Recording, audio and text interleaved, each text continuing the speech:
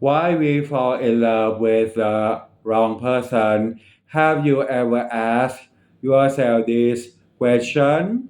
Why do I keep choosing the wrong person?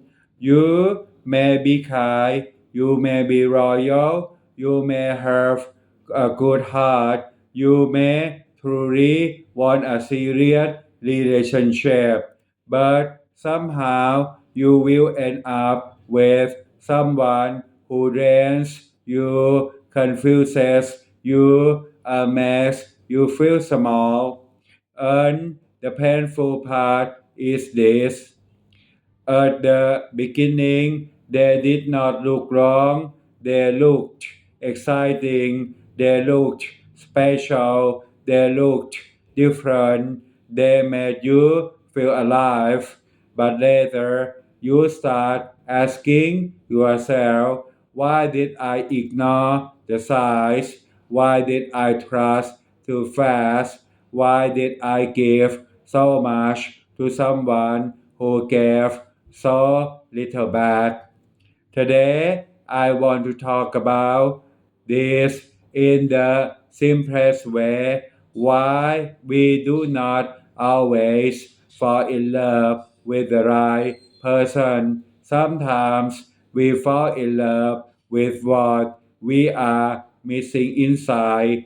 That is the first truth. Many people do not choose love from peace, they choose love from hunger. They are hungry for attention, hungry for care, hungry for approval, hungry to feel important, hungry to feel wanted. So when someone gives them a little attention, they feel it very deeply. For example, maybe someone texts you every morning, they say nice things, they make you laugh, they make you feel seen, but you do not really know the character yet. You do not know how they act when they are angry. You do not know if they are honest.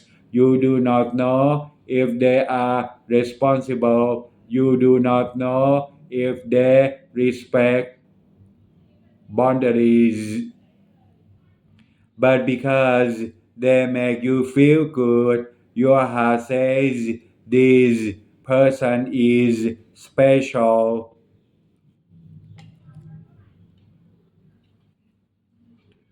My opinion is that feeling good is not the same as being safe. Someone can make you feel excited and still be bad for your peace.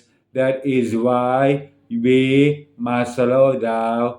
The second reason we fall in love with the wrong person is because we can feel chemistry with compatibility. Chemistry means the feeling is strong, you feel attracted, you feel curious, you want to talk more, you want to know more, you feel emotional energy, but compatibility means your lives can work together. Do you respect each other? Do you solve problems in healthy way? Do you have similar values? Do you want similar things? Can you talk honestly? Can you trust each other? Chemistry is easy to feel. Compatibility takes time to prove.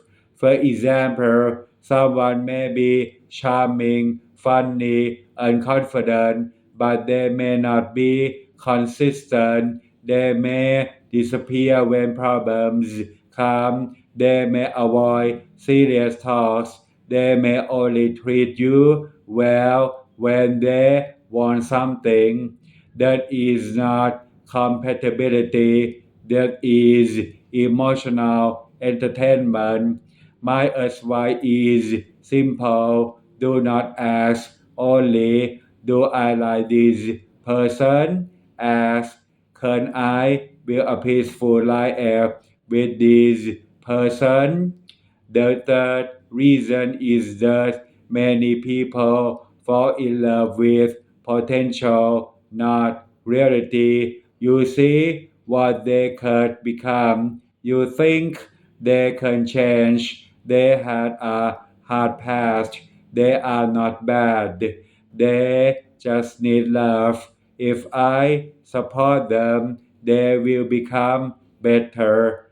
This sounds kind, but sometimes kindness becomes self damage because you are not loving the real person in front of you. You are loving the future version in your imagination. The real person may be inconsistent. The real person may not respect you. The real person may not choose you clearly. The real person may hurt you again and again, but your mind keeps saying one day they will understand. My suggestion is this: do not date potential, observe patterns. A promise is not a pattern, so a sweet message is not a pattern, a sorry is not a pattern. A pattern is what they repeat. If they keep disappearing, that is a pattern. If they keep blaming you, that is a pattern. If they keep avoiding responsibility, that is a pattern. If they keep making you confused, that is a pattern. Love does not make you feel like a detective. You should not have to guess every day where you stand. The fourth reason is that some people are attracted to what feels familiar, not what is healthy. This is deep. Sometimes, if you grew up around emotional distance, chaos, criticism, unstable love, calm love may feel boring.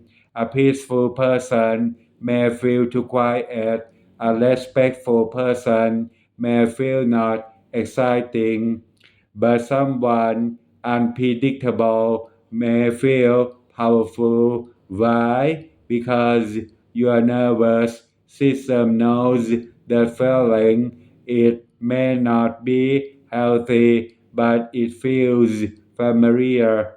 For example, if you are used to chasing love, you may feel attracted to people who make you chase.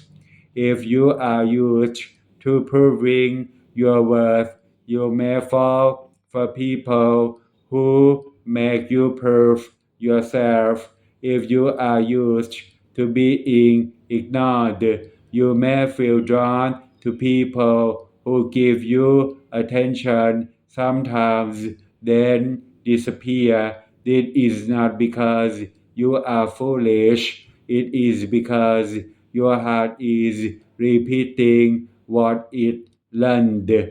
My practical method is this: when you feel very attracted to someone, pause and ask, do I feel peaceful? Do I feel anxious?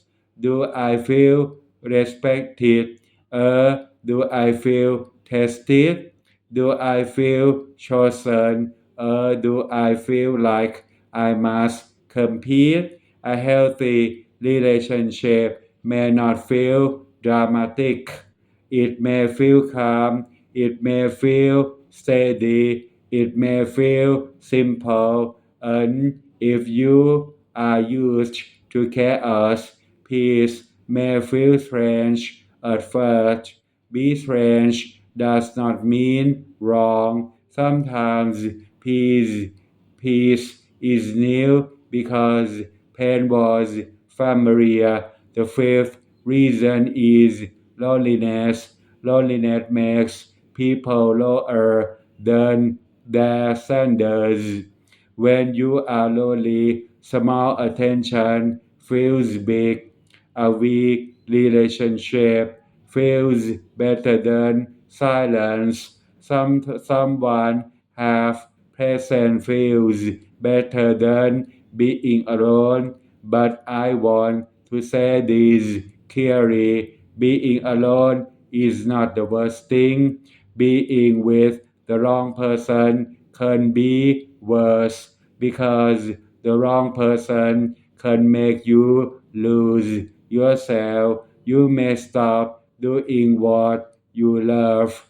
You may overthink every message. You may become afraid to speak. You may keep forgiving things that hurt you. You may become smaller just to keep them.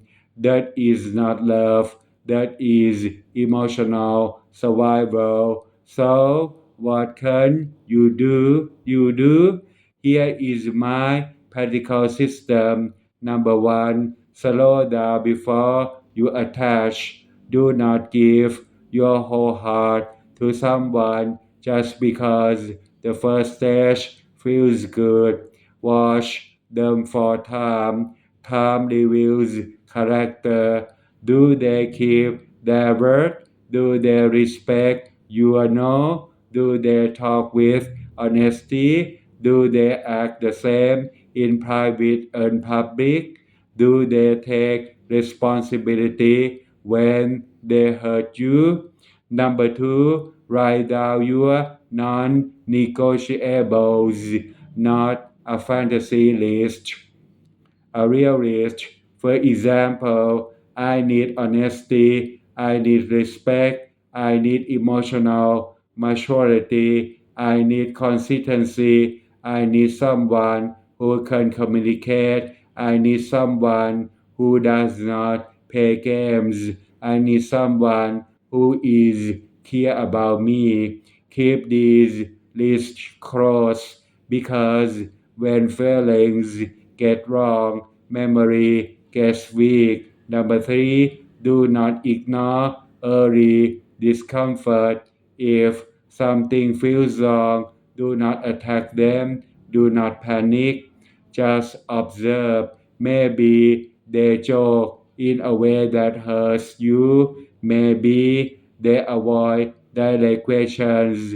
Maybe they make you feel guilty for having boundaries. Maybe they are warm one day and cold the next day.